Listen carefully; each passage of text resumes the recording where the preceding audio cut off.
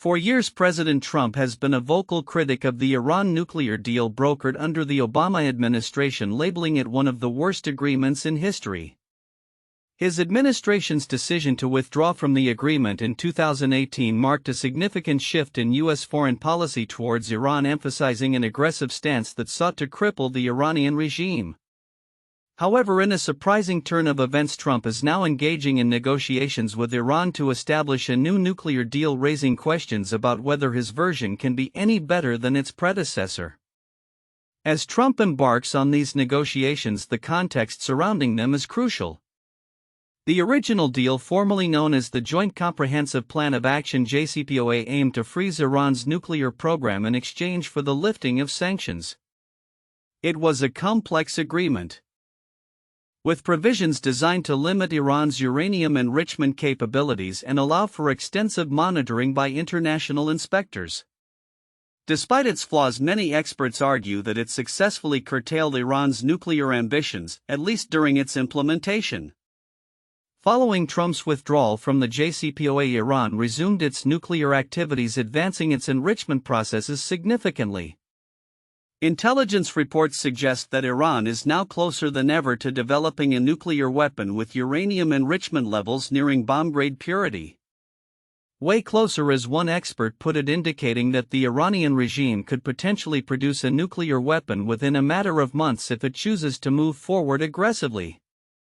This backdrop sets the stage for the current negotiations. Trump's administration has shifted its strategy, recognizing the urgent need to address the escalating threat posed by Iran's nuclear ambitions. The geopolitical landscape has also changed dramatically since 2018, particularly following recent conflicts in the region that have left Iran more isolated and vulnerable. Notably, the Israeli military's recent successes against Iranian proxies have further weakened Iran's position. As negotiations commence, both sides have differing objectives. Iran is reportedly seeking a deal that resembles the original JCPOA, albeit with some modifications to ensure its security and nuclear capabilities. In contrast, the U.S. is demanding the complete dismantlement of Iran's nuclear infrastructure, a position that appears to be a non-starter for Tehran. The wide gulf between these two visions complicates the negotiation process, as both sides must navigate their respective domestic pressures and international expectations. The stakes are monumental. Should negotiations falter, the prospect of military action looms large.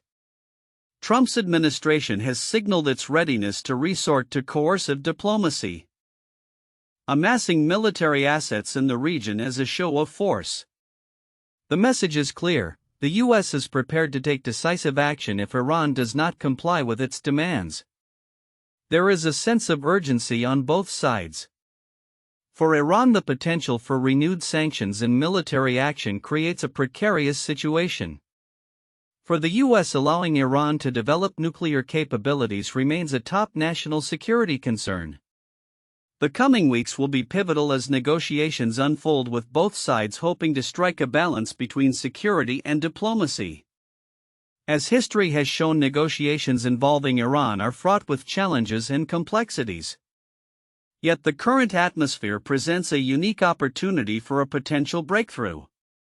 The world watches closely, as the implications of these negotiations will extend far beyond the confines of the Middle East, shaping global security dynamics for years to come. In a whirlwind of political and economic developments, recent news has cast a spotlight on the Trump administration's choices and their implications for national security and the economy. As the country navigates these turbulent waters, the ramifications of decisions made in Washington are becoming increasingly apparent. In a striking revelation, The Washington Post reported that the individual nominated by Trump for the position of U.S. Attorney in Washington, D.C. has appeared on Russian state media over 150 times. This extensive engagement raises significant questions about the potential influence of foreign narratives on U.S. judicial appointments. Critics argue that such a history may compromise the integrity of the office, suggesting that a deep-rooted connection to Russian media could bias legal perspectives and actions. The nominee's frequent appearances. particularly during a time of heightened scrutiny over U.S.-Russia relations, may further ignite concerns about transparency and accountability within the administration. Compounding these security concerns, an internal budget document has surfaced revealing the extent of proposed health cuts under the Trump administration. As part of its ongoing efforts to reshape federal spending, the administration appears poised to introduce significant reductions that could affect millions of Americans reliant on government-funded health programs. Analysts predict that these cuts could exacerbate existing inequalities in healthcare access, particularly among vulnerable populations. The proposed changes are seen as part of a broader strategy to prioritize tax cuts while shifting the burden of healthcare costs onto individuals and state governments. Economic tensions are also escalating as Federal Reserve Chairman Jerome Powell warned that Trump's planned tariffs are likely to push prices upward. A statement that has already contributed to a notable market slide. In light of these tariffs, which target a variety of imports, fears of inflation are growing. As consumers face rising costs, the potential for a broader economic slowdown looms large, prompting anxiety among investors and policymakers alike. Powell's remarks suggest a cautious approach as the Fed assesses the impact of trade policies on economic stability. Meanwhile, the risks associated with U.S. military operations are underscored by the tragic death of 2 U.S. troops deployed for border missions, who were killed in a vehicle rollover incident. This event highlights the dangers faced by service members in non-combat roles and raises questions about the increasing militarization of domestic border security. The loss of life not only underscores the sacrifices made by military personnel but also invites scrutiny of the rationale behind such deployments and the policies that govern them. As these developments unfold, they reveal the intricate web of political, economic, and security issues facing the country. The ramifications of Trump's administration's choices resonate far beyond immediate impacts, influencing public policy, market stability, and national security. Looking ahead, the administration's ability to navigate these challenges will be critical in shaping the future landscape of American governance and its role on the global stage. With the 2024 elections on the horizon, the implications of these decisions will likely become focal points in the ongoing dialogue about the direction of the nation. In the rapidly evolving landscape of technology and business, few figures command as much attention as Elon Musk. Recently, an intriguing piece from the Wall Street Journal delved into Musk's unconventional approach to managing his personal life, particularly his relationships with his children and their mothers. As a high-profile entrepreneur at the helm of multiple groundbreaking ventures, Musk's tactics extend beyond the boardroom, reflecting a blend of innovation and personal strategy that parallels his business acumen. Musk's legion of children has become a focal point of public interest, not only due to their father's celebrity status but also because of the unique dynamics that characterize his family life. The article highlights how Musk employs a series of calculated tactics to navigate his responsibilities as a parent. He reportedly utilizes a combination of technology and personal assistance to streamline his involvement in his children's lives, balancing his demanding schedule with the need for parental engagement. This approach is emblematic of Musk's broader philosophy, which often seeks to leverage technology as a means of enhancing efficiency in various aspects of life. One of the standout elements from the report is Musk's commitment to being present for significant moments in his children's lives despite the immense pressures of his career. The article notes that he often adjusts his schedule to accommodate important events, showcasing a level of dedication that resonates with parents everywhere. By employing tools such as calendar sharing and reminders, Musk ensures that he remains an active participant in his children's upbringing even amid his busy lifestyle. However, the article also touches on the challenges that come with such a high-profile existence. The scrutiny of public life often complicates personal relationships, particularly in Musk's case, where the dynamics with his children's mothers can be complex and multifaceted.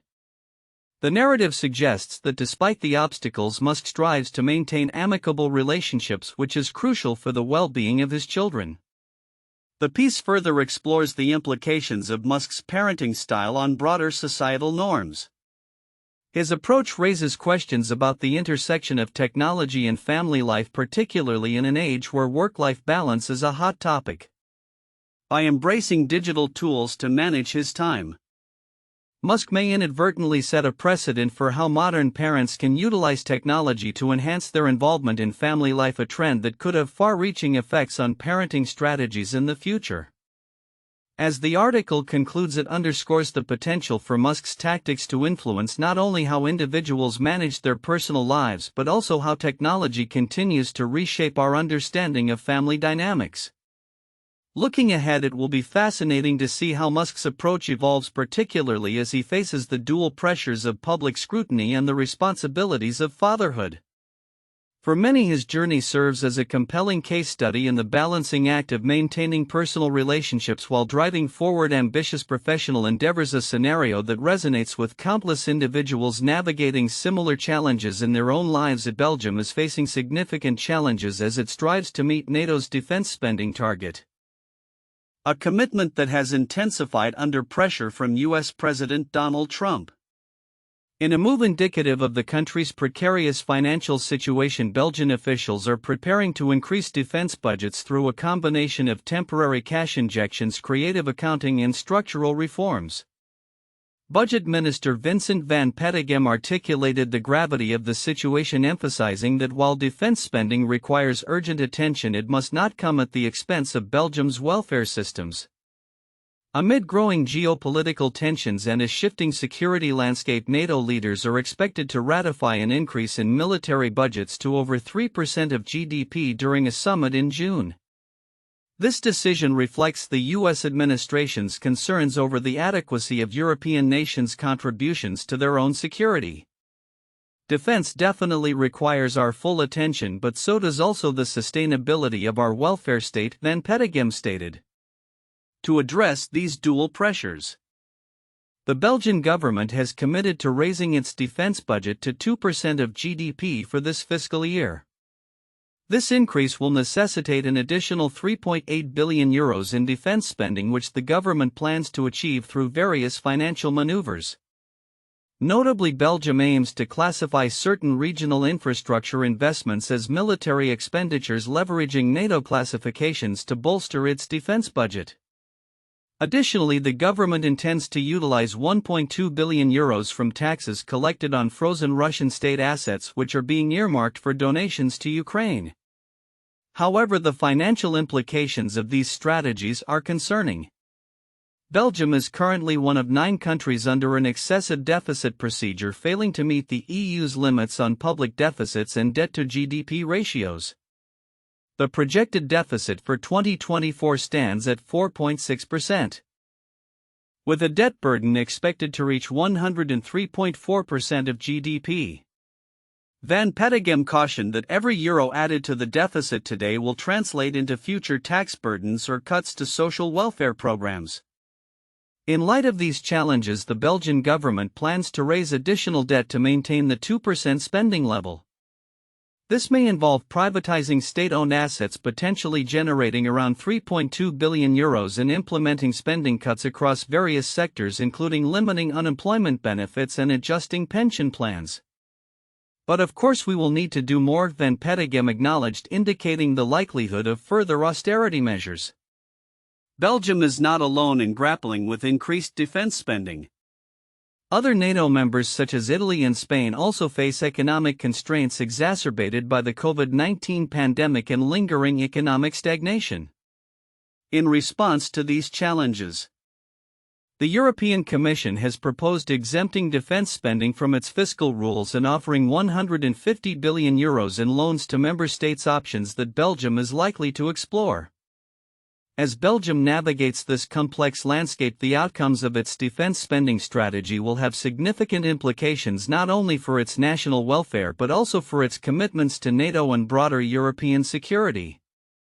The coming months will be critical as Belgium seeks to balance its defense obligations with the need to uphold its social contracts, echoing a broader debate within Europe about the sustainability of defense spending in an era of heightened geopolitical uncertainty. In a tense diplomatic situation, Maryland Senator Chris Van Hollen has condemned the actions of the El Salvadoran government after it denied his Request to meet with Kilmar Abrego Garcia, a U.S. citizen wrongfully deported to El Salvador last month. Garcia, who had been granted protected status by an immigration judge in 2019, was sent back to his country as part of a series of controversial deportations ordered by former President Donald Trump. This case has sparked outrage among lawmakers and civil rights advocates, highlighting ongoing concerns about immigration policy in the U.S. Van Hollen's visit to El Salvador on April 16, 2025 was intended to bring attention to Garcia's plight and advocate for his return. However, during a meeting with El Salvador's Vice President Felix Aloa, Van Hollen was informed that he would not be allowed to speak with Garcia either in person or via phone. "I asked the Vice President if I could meet with Mr. Abrego Garcia," Van Hollen recounted. He said, "Well, you need to make earlier provisions to go visit Secote." The senator expressed frustration, stating he only wanted to meet with Garcia and not take a tour of the facility where he is being held. The refusal to facilitate a meeting comes in the wake of a U.S. Supreme Court ruling that mandated the administration take steps to facilitate Garcia's return. Despite this ruling, both Trump and El Salvador's President Nayib Bukele have resisted pressure to act, with Bukele recently stating he would not smuggle Garcia back into the U.S. Van Hollen characterized the situation as unjust, asserting that the Trump administration had misidentified Garcia as a member of the notorious MS-13 gang, which led to his wrongful deportation. The senator's visit has ignited a firestorm of political debate, with Democratic lawmakers rallying around the cause. Several have expressed their intention to visit El Salvador to check on Garcia's well-being, indicating a growing momentum behind the push for his repatriation. In a bold statement, Van Hollen warned, "This is an unsustainable and unjust moment, and so it cannot continue this way." His visit has also drawn criticism from the White House, where officials have accused him of neglecting his Maryland constituents in favor of a foreign visit. The controversy surrounding Garcia's deportation raises significant questions about the implications of U.S. immigration policy and the responsibilities of government officials to protect their citizens.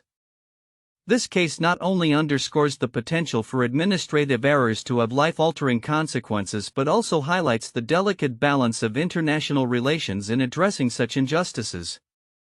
As the situation evolves, the spotlight remains on both the U.S. government and El Salvador. The actions taken, or not taken, in the coming weeks could have lasting ramifications for immigration policy and U.S.-Latin American relations. With pressure mounting from various political factions and human rights organizations, the resolution of Kilmar Abrego Garcia's case is poised to become a pivotal moment in the ongoing debate over immigration reform and accountability. In an unexpected turn of events, the Cranic family has announced their resignation from coaching positions at the Saratoga Springs School District, a decision that has stirred both surprise and concern among students, parents, and staff alike. The Cranics, known for their dedication and impactful coaching styles, have played a pivotal role in the development of numerous athletes within the district. Their departure marks the end of an era, leaving many to ponder the implications for the school's sports programs. The announcement, made public on April 16, 2025, has prompted a wave of emotional responses from the community. "It's hard to imagine our teams without them," said a parent who has witnessed the Cranics' commitment over the years. "They've not only shaped our kids as athletes but also as individuals." The Cranics' coaching legacy is characterized by their emphasis on teamwork and personal growth, elements that have led to numerous championships and accolades during their tenure. While the Cranics did not specify the reasons behind their resignation, sources close to the family suggest that personal considerations and a desire for new challenges may have influenced their decision. This shift raises questions about the future direction of the school district's athletic programs, particularly as teams prepare for the upcoming season. The administration has yet to announce plans for filling the coaching vacancies, and many are eager to know how the transition will impact the athletes who have thrived under the Cranics' guidance. Amid this change, the Saratoga Springs community is left to reflect on the Cranics' significant contributions. Under their leadership, the school's sports teams not only excelled in competitions but also fostered a culture of inclusiveness and resilience, values that resonate deeply within the district. They've set a standard for what coaching should be, noted a fellow coach who has collaborated with the Chronics over the years. Their influence will be felt for a long time. As the community grapples with this transition, it is essential to consider the broader implications for youth sports in the region. The Chronic's departure highlights the challenges faced by school districts in retaining talented coaches who are often lured away by other opportunities.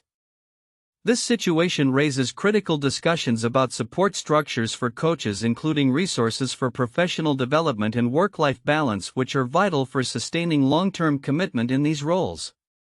Looking ahead, the Saratoga Springs School District faces a pivotal moment as it seeks to maintain the momentum built by the Chronics while navigating the complexities of finding suitable replacements.